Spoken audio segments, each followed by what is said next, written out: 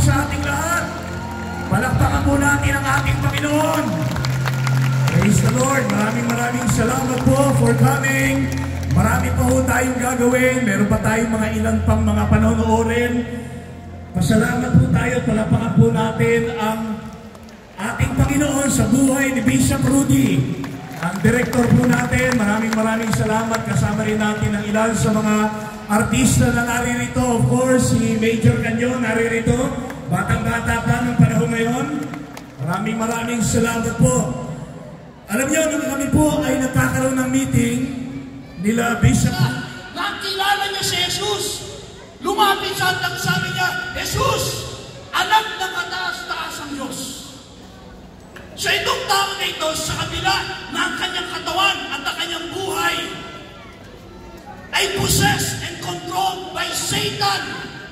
Meron siyang pagkakilala sa Diyos, pero ang kanyang way of lifestyle, walang kinikilala ng Diyos. Yan ang ating ginagalawang mundo sa araw-araw ng ating buhay. People who believe in God, but the Bible says, denying the power of God. Kilala ang Diyos sa isip, hindi kilala sa puso. At ikatlo po, malapit na magtapos, ano po ang nangyari sa kanya?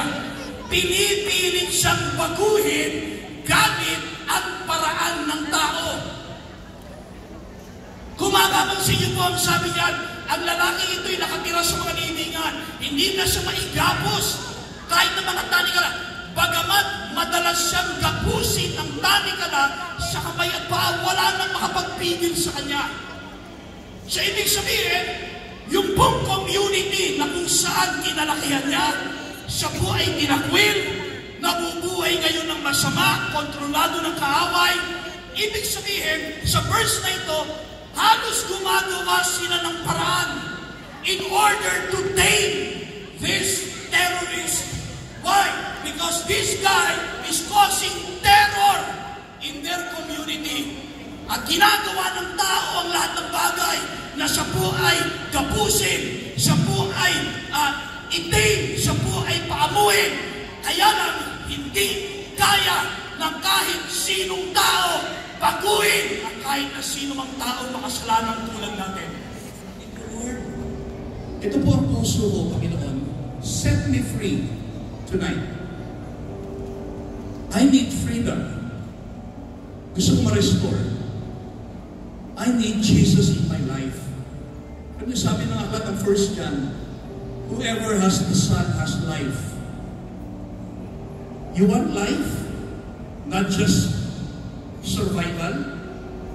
You want life? Si Kristo po ang siyang daan. Katotohanan at ang buhay.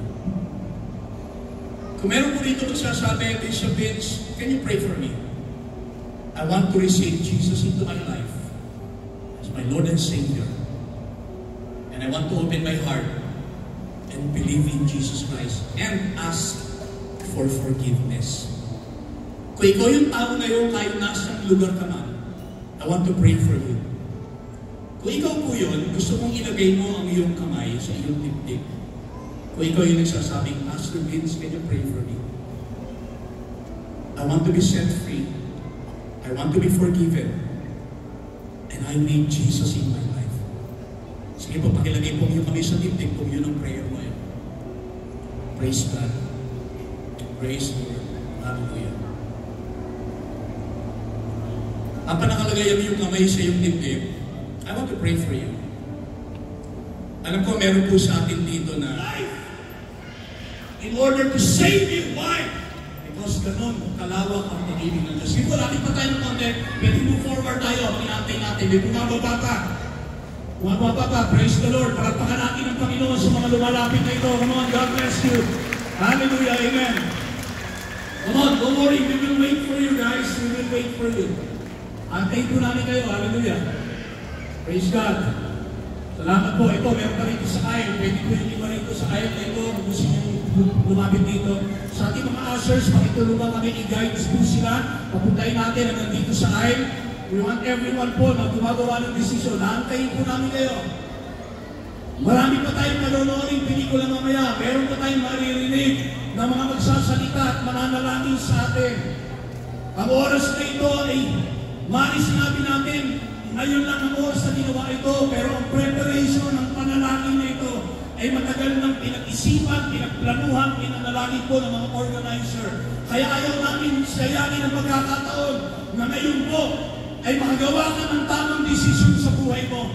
Maybe for the longest time, you have been controlling your life. This is what I want, this is my will, this is my plan. But this time, itapon mo lahat yan, Lord, not my will, but your will, Panginoon. Ikaw naman. Yun ang missing link. Ikaw naman, Panginoon. Come on, come on. Hallelujah. Antayin mo namin yan, hindi nakakababa lahat. Hanggang di nakakalapit yung dapat lumapit. Praise God. Salamat po ng langit. Thank you. God bless you.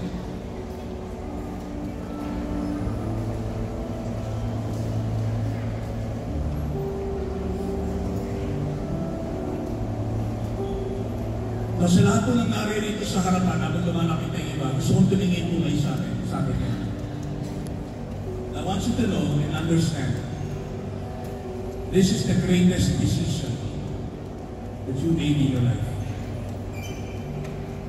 Kung sa tingin mo, tamang decision ang ginawa mo nang ikaw ay pumasok sa business, yes, magandang decision yun. Kung sinasabi mo, well, meron akong panasok na relationship, magandang decision yun. But I want you to understand and look at me and listen good. This is the greatest decision you have made in your life. You know why? Sa magandang decision mo ngayon, merong effect eternally. It's not only the Lord will forgive you, it's not only the Lord will restore that relationship, but God assured everyone who believes in Him that if they die, they will be with Jesus in heaven forever. Amen.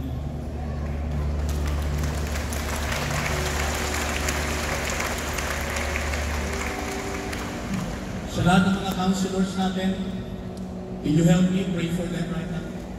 Lahat na narito sa harapan, I want you to raise your hand and allow me to pray for you.